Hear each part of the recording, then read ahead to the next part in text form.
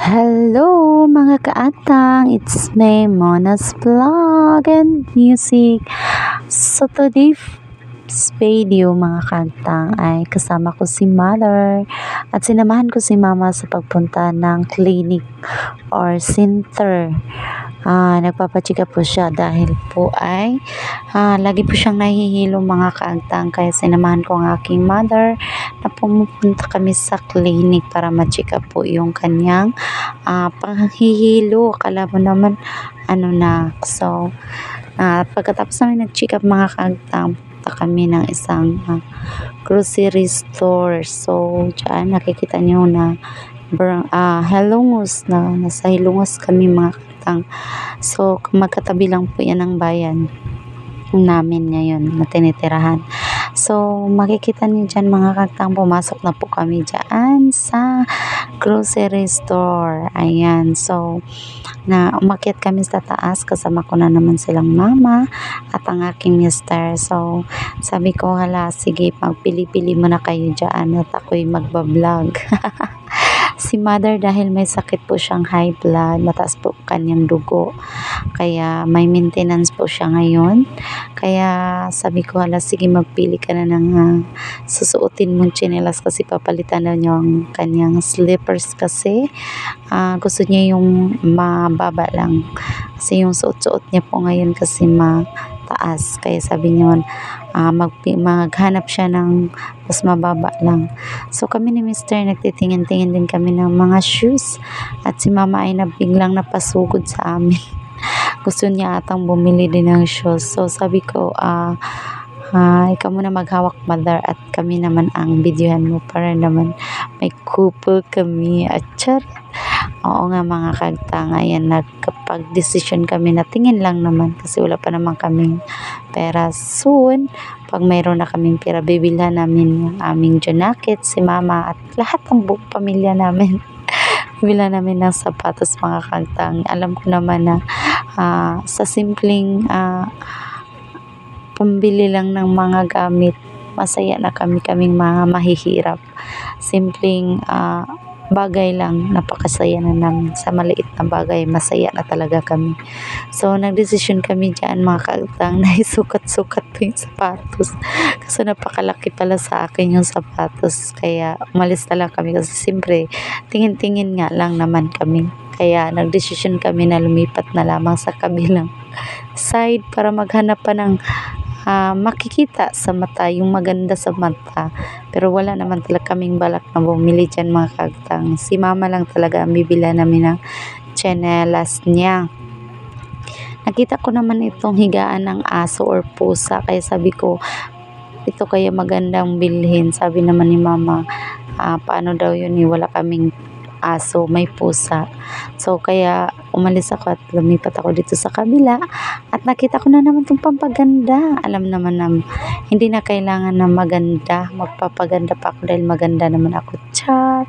Ayan, sabi ko yung panglagay sa pilik mata, sabi ni mama wala naman daw makakapitan ng aking pilik mata. Char! Kaya sabi ko, ako na nga lang maghawak para hindi ka na ma-stress sa akin mama. Kasi ayan, si mama na naman ang aking binibidyohan mga kaagtang at nagdesisyon na siya na bumaba na lamang kami kasi wala kaming nahanap na tsinelas niya. Puro pang bata at mayroon namang pang matanda, sobrang laki naman. So nakita niya tong raincoat ng pangbata talaga at may discount pa. Sabi ko, panty yun. Sabi niya, sige, wag na nga lang daw kami pumunta doon. Kaya lumipat po kami sa ibang grocery store or di kaya yung department store. Kaya dyan kami napunta sa maraming tsinelas. Kaso naman pagpili niya, nako, ayaw na naman niya kasi gusto lang niya yung flat, yung normal lang talaga na tsinelas kasi gusto niya yung mga Spartan ba, yung alam mo yung mga tsinelas na pang matanda talaga daw. Ngayon kasi iba na mga tsinelas ngayon, yung parang mga goma na, yung mga gano'n na mga tsinelas.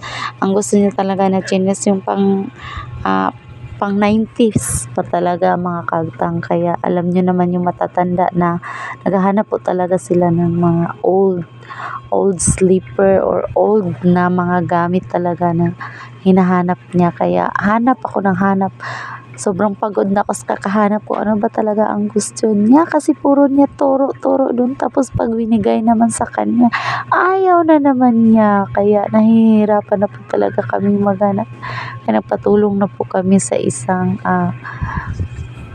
babae na nagtitinda kaya nakabili kami, umuwi kami agad at bigla kaming nagutom mga kagtang kaya nakapag-desisyon kami pumili kami ng tinapay may malunggay na kasi kaming nakita malunggay pandesal kaming nakita tanghaling tapat at may nakita kami nagtitindang malunggay pandesal sikat po kasi sa amin yan mga kagtang kasi napakasarap po niyan at may cheese pa yun sa ilalim tapos mainit-init pa so nagantay lang ng saglit ang aking ina at siya ay gutom na talaga kaso marami po talagang bumibili kaya nagantay lang po siya na mabigyan kaya sabi ko naman magantay lang kasi nagugutom na talaga si mama sa kakalakad namin naghahanap kami ng tsinelas niya talaga at success naman ang aming paghanap nabili naman namin yung Sparta na sinasabi niya so sa susunod na vlog ipapakita ko na lamang po sa inyo kung ano ba yung Sparta na tsinelas na sinasabi ko para malaman nyo po kung ano ba talaga hinahanap ni mama kasi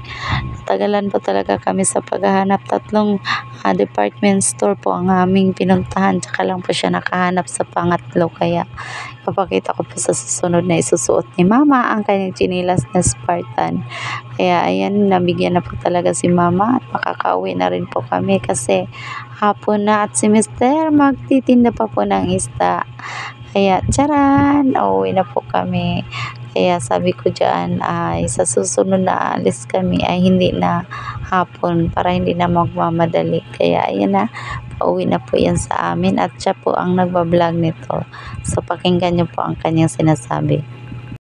Lumos, nandito na kami sa Indang. Parating na